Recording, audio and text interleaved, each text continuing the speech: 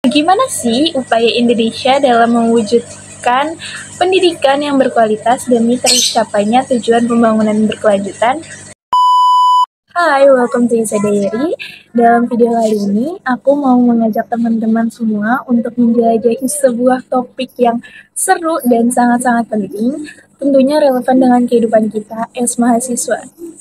Nah, topik yang akan dibahas kali ini adalah mengenai bagaimana sebuah tindakan kecil bisa memberikan dampak yang besar dalam mewujudkan pendidikan yang berkualitas sesuai dengan visi dari pembangunan berkelanjutan. Sebelumnya disclaimer, video ini aku buat untuk pemenuhan nilai UTS dari mata kuliah masalah-masalah negara berkembang. So, mari kita mulai perjalanan ini bersama-sama. Let's go! Sebelum kita masuk ke inti pembahasan dalam video kali ini, kita akan mulai dari pengertian globalisasi. Apa sih globalisasi itu dan apa kaitannya dengan SDGs? Globalisasi merupakan proses integrasi dan interkoneksi antara negara-negara, masyarakat, dan ekonomi di seluruh dunia melalui pertukaran informasi, teknologi, budaya, dan juga perdagangan. Dalam konteks SDG sendiri, globalisasi menjadi penting karena masalah-masalah seperti perubahan iklim, ketimpangan ekonomi, dan ketidaksetaraan terhadap sumber daya tidak lagi terbatas pada suatu wilayah tertentu saja, melainkan memiliki dampak yang meluas secara global. Oleh karena itu, pencapaian SDGs memerlukan kerjasama lintas batas, pertukaran pengetahuan, teknologi, dan sumber daya antar negara-negara, serta pemangku kepentingan global. Dengan kata lain, globalisasi menempatkan pentingnya kerjasama internasional dalam upaya mencapai pembangunan berkelanjutan yang diamanatkan oleh SDGs. SDGs atau Sustainable Development Goals merupakan serangkaian tujuan yang ditetapkan oleh PBB pada tahun 2015 untuk mencapai pembangunan berkelanjutan secara global. Tujuan-tujuan ini mencakup 17 aspek keberlanjutan seperti pemberantasan kemiskinan, kesehatan yang baik, pendidikan berkualitas, kesetaraan gender, akses air bersih dan energi bersih, perdamaian dan keadilan, serta perlindungan lingkungan. Nah, setiap tujuan-tujuan ini memiliki indikator kinerja yang terkait untuk memantau kemajuan dan pencapaian mereka secara global. Melalui SDGs, komunitas internasional berkomitmen untuk bekerja sama demi menciptakan dunia yang lebih adil, berkelanjutan, dan inklusif untuk semua orang. Nah, dalam video kali ini, aku akan membahas salah satu dari 17 poin pembangunan berkelanjutan atau SDGs yang sudah ditetapkan oleh PBB, yaitu pendidikan yang berkualitas atau quality education. Nah, pendidikan yang berkualitas sendiri dalam SDGs ini menekankan pada pentingnya pendidikan yang merata, inklusif, dan berkualitas bagi semua orang di seluruh dunia, khususnya di negara berkembang. Salah satunya adalah Indonesia yang akan menjadi inti dari pembahasan video ini. Nah, gimana sih upaya Indonesia dalam mewujudkan pendidikan yang berkualitas demi tercapainya tujuan pembangunan berkelanjutan? Simak video ini sampai habis ya. Berdasarkan data yang dirilis oleh worldtop20.org, peringkat pendidikan Indonesia pada tahun 2023 lalu menempati urutan ke-67 dari 203 negara di dunia. Meskipun akses terhadap pendidikan di Indonesia telah meningkat secara drastis, tantangan terbesar yang dihadapi berikutnya adalah standar pendidikan yang rendah.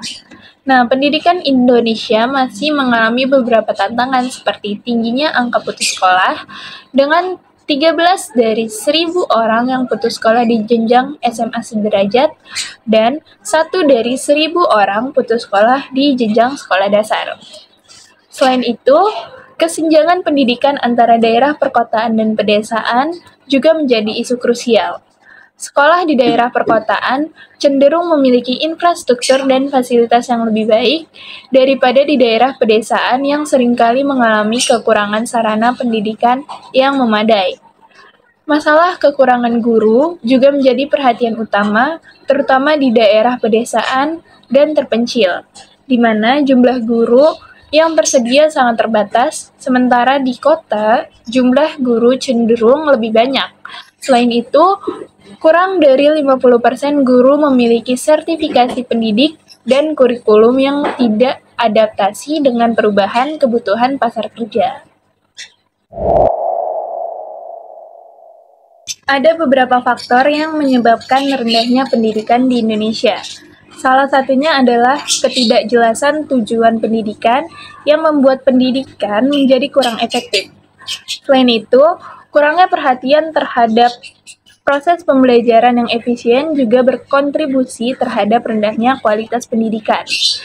Infrastruktur pendidikan di Indonesia juga masih kurang memadai, terutama di daerah pedesaan. Kualitas guru yang rendah dengan minimnya profesionalisme dan kesenjangan antara daerah pedesaan dan perkotaan juga mempengaruhi kualitas pendidikan. Hal ini tentunya berdampak pada rendahnya prestasi siswa. Terakhir, mahalnya biaya pendidikan juga menjadi masalah karena banyak masyarakat yang tidak mampu membayar biaya pendidikan yang tinggi.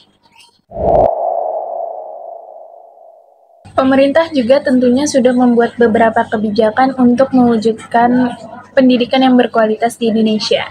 Nah, seperti yang kita ketahui bahwa kebijakan Merdeka Belajar adalah langkah untuk mentransformasikan pendidikan demi terwujudnya SDM unggul di Indonesia. Untuk melihat pendidikan di Indonesia, kita bisa melihatnya melalui pencapaian SDGs Indonesia berdasarkan laporan capaian SDGs pada tahun 2021. Nah, penyelesaian pendidikan di Indonesia terus mengalami peningkatan. Namun, semakin tinggi jenjang pendidikannya, justru semakin rendah tingkat penyelesaian pendidikannya. Kita dapat melihat dari penyelesaian pendidikan jenjang SD mencapai 97,37%. Lalu, pada jenjang SMP mencapai 88,88%, dan terakhir pada jenjang SMA hanya mencapai 65,94%. Di samping itu, perlunya peningkatan pendidikan di Indonesia baik dari sisi pengembangan kurikulum maupun kualifikasi dan kompetensi pendidik. Hal ini dikarenakan guru dengan kualifikasi minimal S1 atau D4 baru mencapai 73,17%, dan guru yang bersertifikat pendidik baru mencapai 25,76%. Pendidikan di Indonesia masih menghadapi sejumlah tantangan meskipun akses terhadap pendidikan telah meningkat. Tantangan utama mencakup standar pendidikan yang rendah, tingginya angka putus sekolah, dan kesenjangan antara daerah perkotaan dan pedesaan. Selain itu, masalah kekurangan tenaga pendidik, terutama di daerah terpencil, dan kurangnya profesionalisme, serta sertifikasi guru juga mempengaruhi kualitas pendidikan.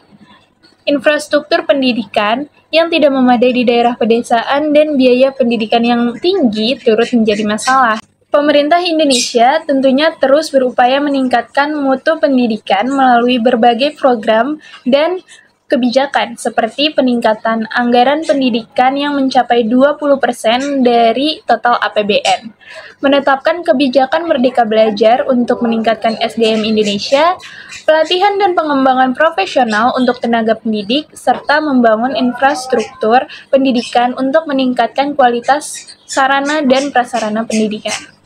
Nah, itu dia tadi pembahasan singkat mengenai pentingnya pendidikan yang berkualitas untuk mewujudkan tujuan pembangunan berkelanjutan di Indonesia. Jangan lupa tinggalkan jejak berupa like dan komen di video ini. Aku Isa pamit undur diri. See you on the next video. Bye-bye!